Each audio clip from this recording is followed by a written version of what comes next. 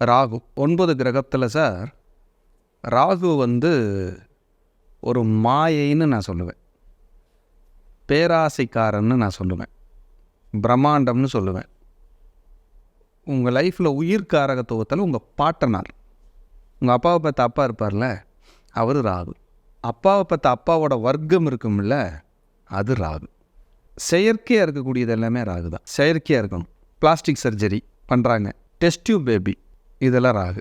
கடத்தல் அப்படின்னா என்ன அர்த்தம் அப்படின்னா, ஒருத்தங்கிட்டேருந்து போலியாக பழகி அவங்ககிட்டருந்து வாங்கிக்கிட்டாலும் கடத்தல் தான்.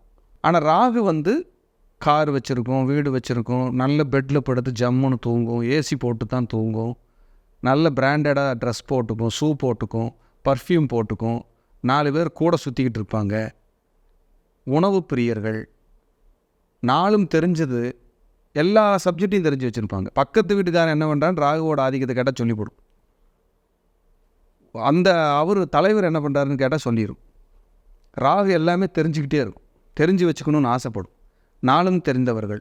ஆனால் இந்த உலக அறிவு யாருக்கு அதிகம்னா ராகுவோட ஆளுமைக்கு தான் உலக அறிவு. அப்போ ராகுக்கு ப்ளஸ்ஸும் இருக்குது, மைனஸ் நிறையா இருக்குது. அப்போ அந்த ராகு எந்த கிரகத்தோட என்னங்கிறத இப்போ நம்ம தெளிவாக பார்த்துடலாம்.